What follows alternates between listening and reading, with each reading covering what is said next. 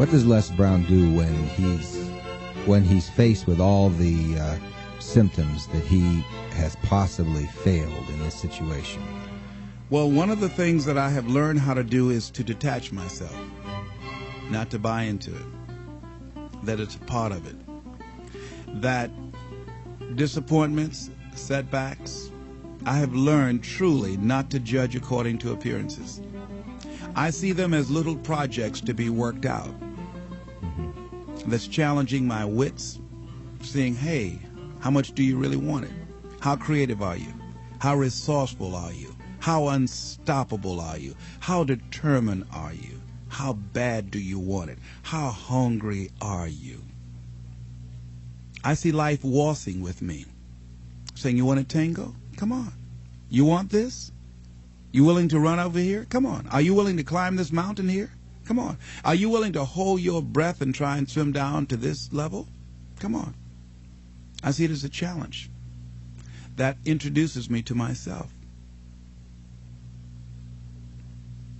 And so we all have to look at life like that. It's a little game, I think. Les, what about something that I think we've all seen in our life and had to deal with either personally or with a relative? What about disease? What about sickness that attacks a home? Incurable diseases. You know, they give you the word. Hey, you got 6 months, you got 3 months, you got a year, whatever. But this is not going to go away. What you have.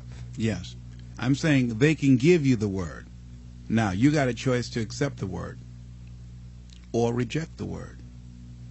See, there are diseases that people say are incurable, and they say they're incurable because records show or statistics indicate there's only 95%, rather there is a 95% of the people that get this disease die.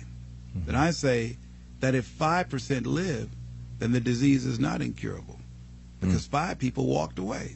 Now we need to look at those 5 and find out what was going on there. Yeah. What happened? And I think that those 5 said, hey, I'm not ready to go. I've got some more living to do. I've got something else to do. And that they harness their feelings. They harness that healing energy that is within themselves, knowingly or unknowingly, that cause them to extend their lives.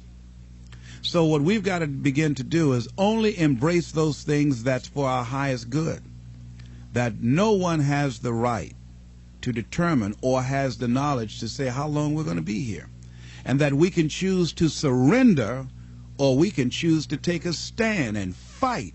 And there are a lot of people who fight who are still here. There are people who fight and who go. Mm-hmm. But at least they go out fighting. They didn't just surrender. They didn't just throw in the towel on themselves. And I'm saying that there is something in us.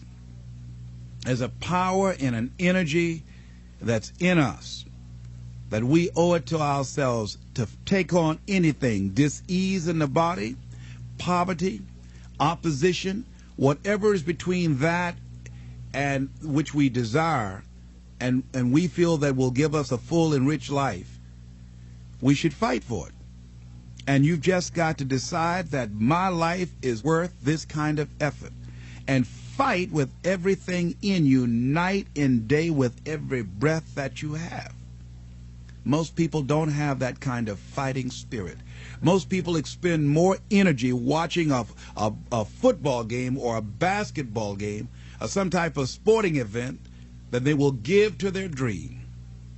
They'll spend more time talking about what happened on television in some soap opera or some spectacular entertainment event, stress-relieving activity, than focusing on the possibilities for their own lives. They don't get that excited about themselves and their own potential for greatness. And I'm saying that we need to begin to start focusing in on ourselves and using our energies to move us from where we are in the direction of where we want to go. Overcoming the automatic mind. The automatic mind. Yes. That's a good The phrase. things that our experiences, our past results have told us. Mm-hmm. Our current reality. Beginning to know that this is not it. That we are always involved in either creating reality or buying into the reality that we see. So we begin to learn how not to judge according to appearances as we begin to, with everything in us, tenaciously to pull down the strongholds on our minds and do maintenance work to make sure that those negative thoughts and that automatic mind doesn't creep in on us again, so we're worrying about or beginning to only focus on and see the obstacles and the limitations as opposed to the solutions or the possibilities. As we work on ourselves constantly, what we will find is that we become at one or in alignment with the universe, and we are able to produce what appear to be miracles to most people, but it's only a perfect outworking of the law when we are working in harmony with the universe. And so the key to it is beginning to continue to have a vision of what you want to create, of constantly working with your feelings and your energy, keeping it positive, and engaging in actions and having things where the pictures, scriptures, music, friends, relationships, goals that challenge you and feed into you and create this new reality for yourself. Because as you continue to hold that in focus, as you continue to charge that with words and sell yourself on your having it, acting as if it already is, when you finally get that feeling, hit that level of consciousness, it will manifest. People come out of nowhere and support you. You get unexpected money that you had no idea that was going to come your way. Help and assistance from strangers comes to you, and you say, whoa. You begin to discover things showing up that you need, that you didn't even know you needed them. And here they are, right here at your disposal when you get to that new level of consciousness. The key is the people that I have read, the Thomas Edisons, the John H. Johnsons, the Dr. Norman Vincent Peales, the great inventors, the George Washington Carvers, the Dr. Benjamin Mazes, these people had dogged determination. They knew it, they saw it, they felt it, they experienced it. It was a consciousness about them. And I think one of the greatest manifestations of that in our time, I would say Nelson Mandela. That why is it that so many people who took the stand he took died and he didn't? How is it? What is it that will give a man or a woman that kind of determination to give up 26 years of their lives, facing death every day, that they not wimp out or not fold or collapse?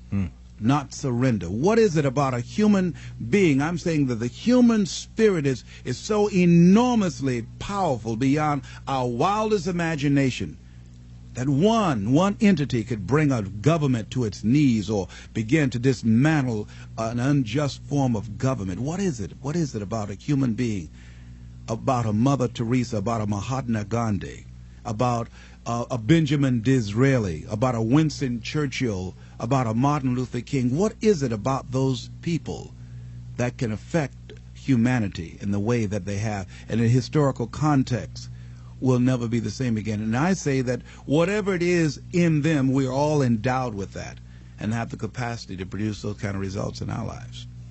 Don't you think all those people saw what they were involved in or who they were bigger than any possible circumstance that could confront them? Yes. And we all have the ability to align ourselves with something that will outlast us, something that is bigger than ourselves, and energize and propel us to new levels of consciousness. So the highest state of consciousness would be to know that there is nothing that can stop you. That's right. And to know that whatever happens to us, we are better than that. That not to judge ourselves based upon the results that we're producing right now and based upon our circumstances. That our circumstances do not determine us. Even the results, they're only a reflection of what we've become. That's all. And we can always have more and do more because we can always become more. So once again, going back to the drawing board, working on ourselves. Not even looking at the problem, not even focusing on the circumstances, but just working within, knowing that as I go within, as I read, as I meditate, as I begin to contemplate and become at one with this force that is within me, that this too shall pass away. It has not come to stay. Thank God it doesn't come to stay. That's right. The man said, thank God trouble don't last always, but he said, but it lasts long enough. Lasts long enough, plenty long enough. I've heard you say many times, you don't believe these things work. You know they work, don't you? Oh, yes. That's the only You way that proved I've been it. able to do it. Yes.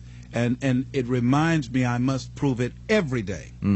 But if you can begin not to focus on and accept your current reality as what's it for you, beginning to know that you are involved in creating reality, and that breakthrough, the level of energy, the kind of thinking, the kind of person you must be in order to produce those results, that you're getting out of step with the common thinking of all mankind, that you're marching to the beat of a different drummer, and that can be lonely, and that can feel awkward and strange and weird, and it's okay. But if you've burned all your bridges, It puts you in a position where you have got to do it. and that's pretty good, isn't it? That's right. Because That's a you good will place to do be. it. You will, yes. And the kind of person you become will give you such a feeling of self-appreciation and self-respect.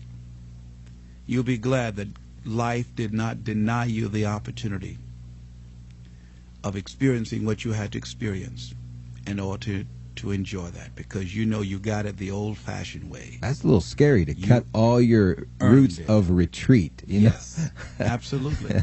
But that's how you know yourself. So would you say that until a person does that, they really don't believe in what they're doing? And life doesn't have any meaning for you. Mm. It's empty. It's hollow. Mm. It doesn't have any music. There's no sense of adventure. No, it's dull. It's drab. It's nothing to roll out of bed about in the morning with a smile on your face and fire in your belly. Uh-huh. No, it's not that kind of party. You can take it or leave it. Mm. You need an alarm clock to wake you up.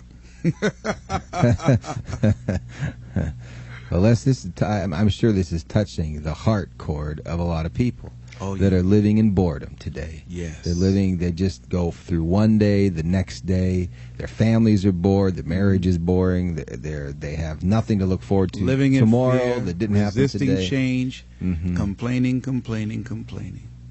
What can they do to start finding what's going to give their life zest? Let's give them this. Make it simple. All right.